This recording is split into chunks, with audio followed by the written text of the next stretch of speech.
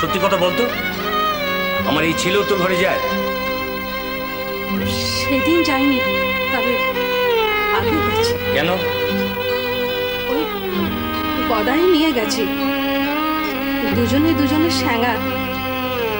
আমার ঘরে গিয়ে এটা ওটা নাড়ু মোদক যা পাবি খাবে।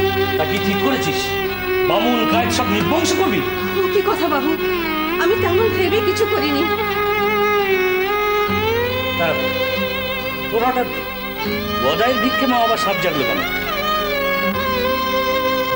আমি তো সব শুনেছি, তুই ওর কাছে কথা আদায় করে নিয়েছিস। সেই কথার কথা বাবু, কি এক ঘোরের মধ্যে চেয়ে বসেছিল। ওর নামে দিব্যি কেটে বল।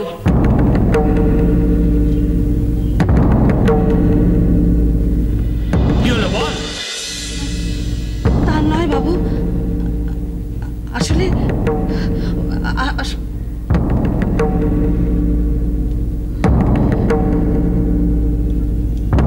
ওর জন্মের কাল থেকেই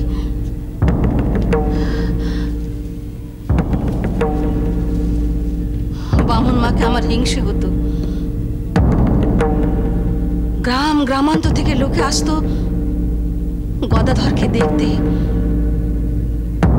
বামুন মার পেটে ধরা নারায়ণ ঠাকুর কথাটা খুব চাওর হয়েছিল।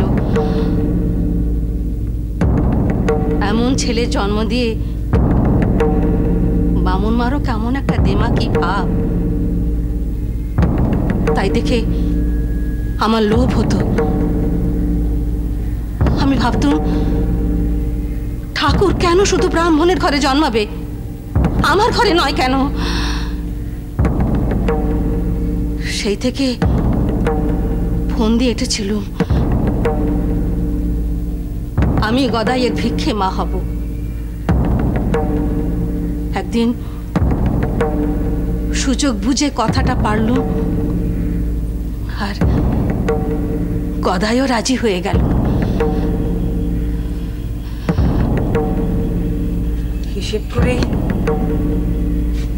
ফন্দিটা এঁটেছিলি ধনী। বামুন মা। ধনী, তুই যদি গদাইয়ের ভিক্ষে মা হোস, তাহলে তুই আমার ভিক্ষে বোন।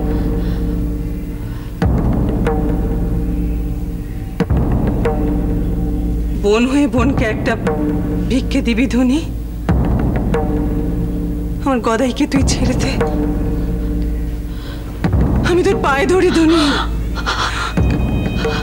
তুই এমন বিপদ হতে দিসনি, আমাকে এমন বিপদে তুই ফেলিসনি ধনী। বামুন মা,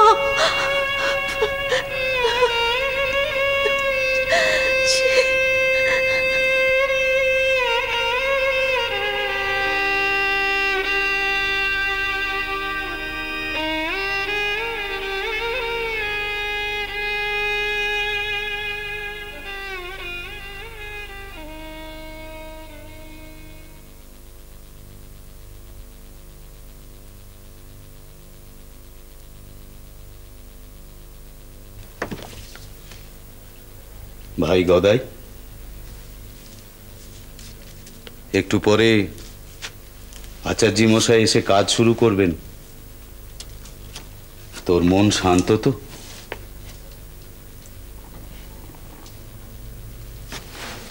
পুজো যজ্ঞ, ঘরে নানা অনুষ্ঠানের আয়োজন করা হয়েছে।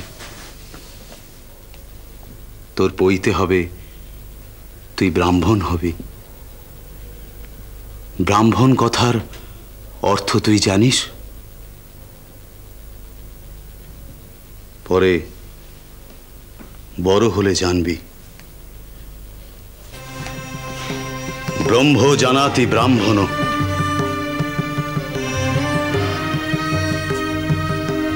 ব্রাহ্মণ শব্দের অর্থ বেদবিদ, ব্রহ্মার অপত্য জাতি বিশেষ। ব্রাহ্মণেরই থাকে ব্রহ্ম জ্ঞান, ব্রাহ্মণেরই থাকে বেদে অধিকার। দেখি তুই হাসছিস?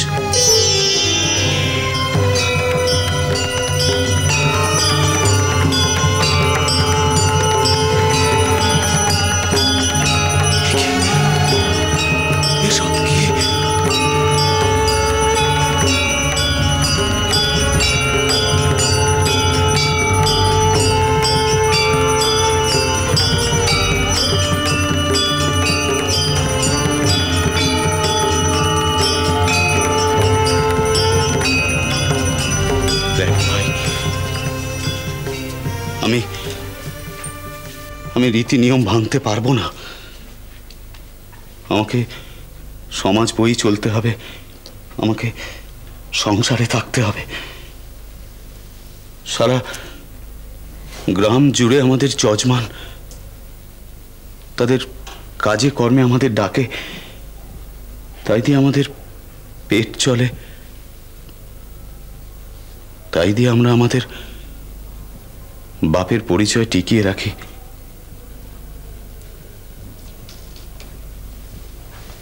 দেখ, শাস্ত্র আমিও খুঁটিয়ে পড়েছি।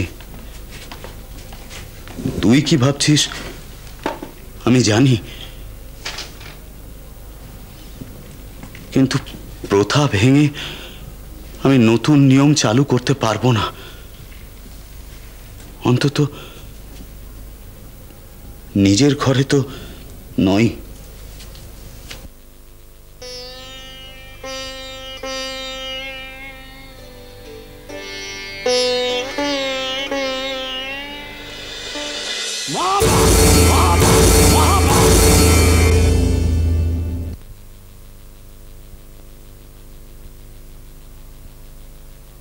কি দরকার ছিল আমাকে দিয়ে এই সব কাজ করাবার? এখন তোমাকে তখন পই পই করে বলেছিলাম যে আগের থেকে করার করিয়ে নাও। আমি কি করব আচার্য মশাই?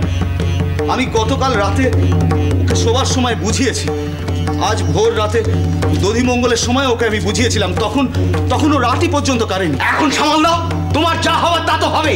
আমিও 5 কথার মুখে পড়বো। ওই কামান্নি আমাদের জাত নেবে ঠিকই করেছে। আমি কি করব? কি হয়েছে বাবা রামকুমার? কাকাবাবু, হ্যাঁ কাকাবাবু, গদায় এক গো ধরে বসে আছে, ওই ধনী কামারনিকেই ভিক্ষে মা করতে হবে। প্রথম ভিক্ষে ধনী কামারনির হাত ছাড়া ও নেবে না। আমার মাথার উপর বাবা নেই, কে আমায় পথ দেখাবে? কাকাবাবু, কাকাবাবু, আপনি বলুন আমি কি করতে পারি? তুমি কি করতে পারো? পৃথিবীর সব ব্রাহ্মণের অভিশাপ, ত্রিভুবনের সব দেবতার ক্রোধ আমি মাথা পেতে নিতে পারি। শুধু আমার একটাই অনুরোধ, আমার গদায়ের যেন কোনো ক্ষতি না হয়। বাপ হারা আমার ওই ভাইটা আমার সন্তানের মতো। তোমার একার নয় রামকুমার, গদাই আমাদের সবারই আদরের ধন। হ্যাঁ, ওর মনের ভাব আমি আজ সকালেই আঁচ পেয়েছিলাম। দেখো, উপবিত অনুষ্ঠানে কোনো অব্রাহ্মণীকে ভিক্ষে মা করার চল তোমাদের বংশে না থাকলেও অন্য অনেক সৎ ব্রাহ্মণ পরিবারে আছে। কাকাবাবু?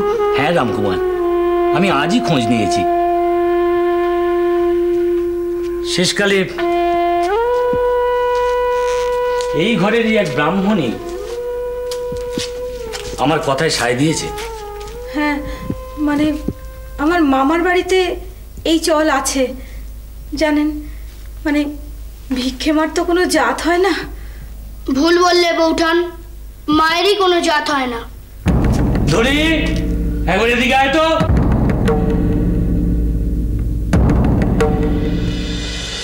হীরা